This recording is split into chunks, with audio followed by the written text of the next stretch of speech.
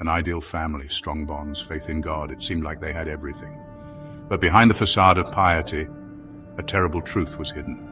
Why did a loving husband and caring parents decide to commit a crime? What drove them to cross the line and destroy their lives? This is a story about love, betrayal, and a fateful decision that changed everything. Watch until the end. The conclusion of this story will shock you. The Inman family appeared to be a model of piety.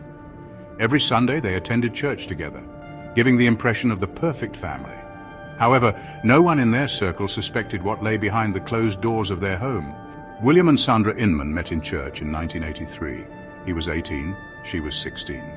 With their parents' consent, the young couple married and settled in the small town of Logan, Hocking County, Ohio. Bill Inman considered himself a religious man. He worked as a builder and played musical instruments at the Skinniver Evangelical Church near Nelsonville. Sandra was a homemaker. In 1984, they had a son, William Jr. To avoid confusion, the head of the family was called Bill, and their son was named Will. When Will Jr. turned 17, he met 15-year-old Summer Cook at church. Their story of meeting resembled that of his parents. They were friends for 3 years, and in 2004, when Summer turned 18, the couple married. The newlyweds moved into the spacious house of Will's parents in Logan. In the same year, 39-year-old Bill Inman decided that he was a religious leader. He converted the garage into an improvised church and began holding services there. Although the locals were skeptical about the activities of this self-proclaimed pastor, his gatherings attracted neighbors, their acquaintances, and soon a wider audience. The newlyweds settled in Will's parents' spacious house in Logan, Ohio. In 2004, 39-year-old Bill Inman decided he was a religious leader. He turned the garage into an improvised church and began holding services there.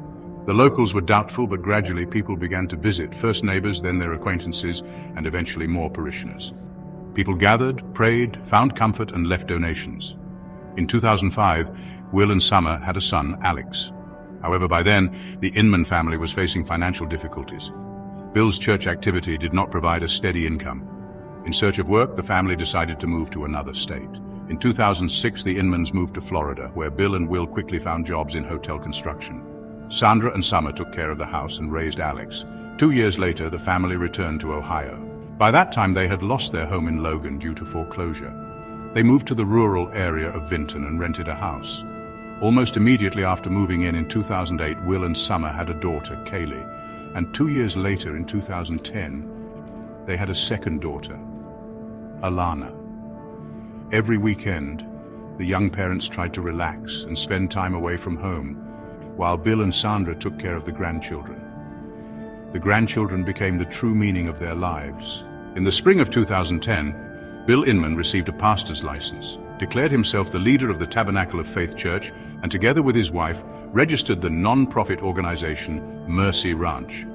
He planned to help people who were homeless or unemployed and dreamed of building a home where orphans and widows could live. But the main problem was the lack of funds.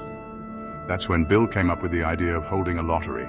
People would buy tickets, and the money raised would be used to build a house, with one lucky winner taking home either the house or $200,000. In addition to the grand prize, he promised to raffle off 99 other large gifts. Information about the lottery began spreading through the news and advertising. At first, Bill himself went door to door, offering tickets for $10, promising a luxurious prize and a noble cause, building a shelter for the homeless. Bill Inman sold 100,000 tickets, raising $1 million for the house construction. The drawing was scheduled for September 2010. However, in the personal life of the Inman family, things were far from as smooth as their activities. In June 2010, Summer told Will that she wanted a divorce after 6 years of marriage. Shortly before that, she made an honest entry in her diary, Summer VO. I am so tired of trying to please everyone. Don't I deserve happiness? Don't I deserve to love someone again and feel that love in return? I don't know if this is the right time, but I want to tell Will everything. I feel terrible, but he deserves to know the truth. I don't want to be with him anymore. I want to be alone, to figure out who I really am. Right now, I'm just a slave carrying out orders. I love my kids with all my heart and would never trade them for anything. But I don't want them growing up seeing their mother obediently obeying orders. I don't know how Will react. Maybe he'll get angry, try to take the kids, run away. Or maybe he'll start threatening, hurt me, or do something worse. I think the kids should see us equally, but I know Will's parents will turn against me and try to make me stay. That won't change anything.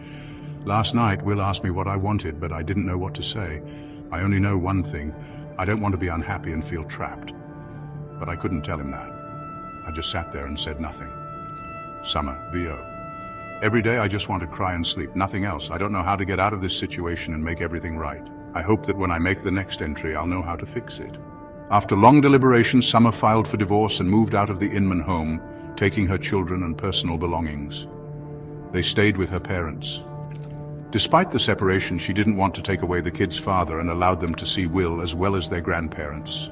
2 months later, in August 2010, Summer started dating a man named Adam Peters. At the same time, she got a job as a cleaner at a bank in downtown Logan, as she had no formal education. Meanwhile, September, the month of the promised house giveaway, was approaching. However, by then, construction had not even begun. Weeks passed, but nothing changed. In September and October, no explanations followed, and the drawing never took place. The organization was in no hurry to return people's money. On December 1st, 2010, the Inman family was told they had to leave their rented house due to significant rent arrears. Upon learning this, Summer, along with Adam, arrived to pick up their remaining belongings. However, they were not allowed inside. Summer called the police, saying her estranged husband was threatening her and not letting her take her belongings. When the police arrived, Will and his parents still refused to let anyone into the house. Will threatened to shoot Adam and then got into a scuffle with an officer. After these accusations, Will tried to justify himself. He claimed he took his wife's phone and keys because he suspected her of infidelity. As for the cats, he said they were wild, scratched the furniture, and attacked the family, so he supposedly sent them to a shelter. The court issued a restraining order for Will, preventing him from coming near Summer. He was also fined and placed on probation. However, the conflict between the families did not subside. Will's parents reported to the police that Adam Peters was a dangerous man who might harm Summer's children. Then something terrible happened. Late on the night of March 22, 2011, Summer was finishing her shift at the bank.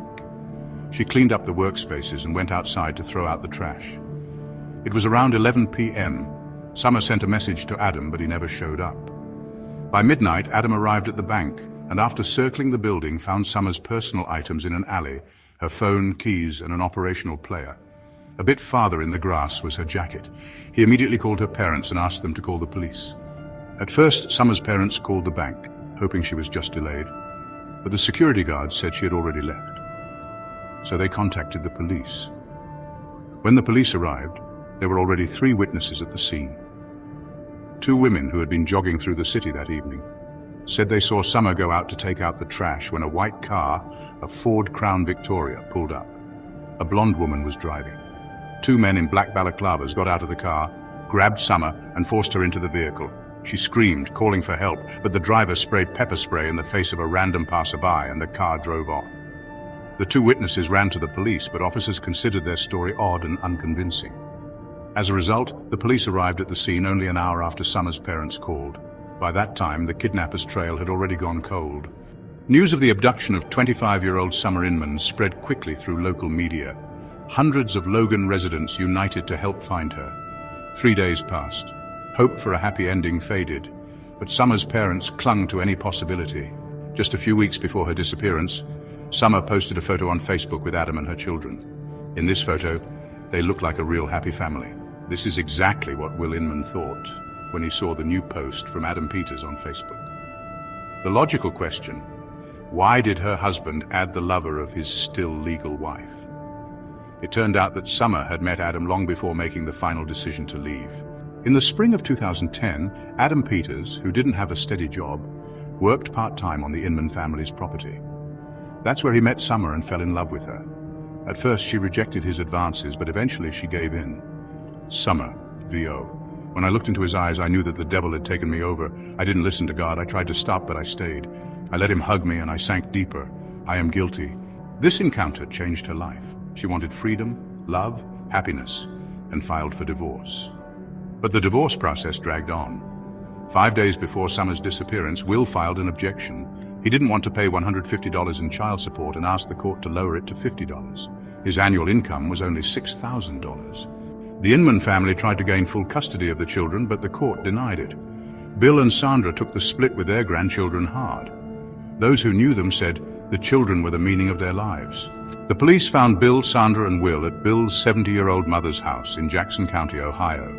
All 3 claimed they had no involvement in the abduction. They said they had gone to Cleveland to look for a new house that night, but the car broke down, and they spent the night outside. However, there was a white Ford Crown Victoria parked in their yard, the same car used to abduct Summer. The police confiscated the GPS device. It turned out that on the day of the abduction, March 22nd, the car had been in Logan. At 5:30 p.m., the GPS system was turned off and only switched on again the next morning, March 23rd. It was impossible to prove their trip to Cleveland. An analysis of phone data confirmed that on March 22nd and 23rd, the Inman family was in Logan, and then new details emerged. At 7:30 a.m. on March 23rd, the Inman family stopped at a car wash. They ordered a full interior cleaning. Then they headed to Cleveland, where they replaced nearly new tires with used ones. A mechanic at the shop said it looked strange. He just said he didn't like his tires. It was also revealed that the Inman family tried to alter the appearance of their car. Bill removed a police spotlight that was mounted next to the side mirror. Bill, Sandra, and Will Inman were arrested. Before the arrest, Bill said to his mother, "We are not guilty of anything. This is a test from the devil." During questioning, they insisted they had nothing to do with Summer's disappearance. However, realizing they faced the death penalty, Sandra broke down and confessed. On March 22nd, Bill and Will, wearing black masks, kidnapped Summer. They dragged her into the car, and Will restrained her with plastic zip ties, trying to intimidate her to gain visitation rights with the children. But something went wrong. Summer began to suffocate. "My God, Mum, where's the knife?" "I can't find it," Will cried, but it was too late. Summer stopped breathing. On March 29th, 7 days after the kidnapping, Sandra showed them the place where they had hidden the body. It was a well on the grounds of the Sinister church, located 30 kilometers from the bank where Summer worked. The Inman family had attended this church every Sunday. Bill and Sandra had gotten married there 28 years ago. Bill had even helped in the construction of the building. The police moved the concrete slab, unscrewed the bolts, and opened the well. Summer's legs were visible at the bottom. She had been thrown headfirst into the cesspit. She was still wearing a black t-shirt with the inscription, "I don't have anger problems. I have problems with idiots." An autopsy confirmed that the cause of death was asphyxiation. There were marks from the zip ties on her body, but no other injuries were found. Sandra admitted that she had originally wanted to throw the body in the river, but decided that the church well would be a more secure place. "Sandra, I am ashamed. I am very sorry." In 2012, the court found all three guilty. Bill and Will Inman were sentenced to life in prison without the possibility of parole. Sandra Inman received a life sentence with the possibility of parole after 15 years. The church members did not believe Sandra was the initiator of the crime. Everyone knew that Bill was the head of the family, and his word was always final. Close ones believed that Sandra tried to take the blame to lighten the punishment for her husband and son. Summer's children, Alex, Kelly, and Alana, were raised by her parents. For a long time, they did not know where their mother, father, grandmother, and grandfather had disappeared to. Take care of yourself and your loved ones.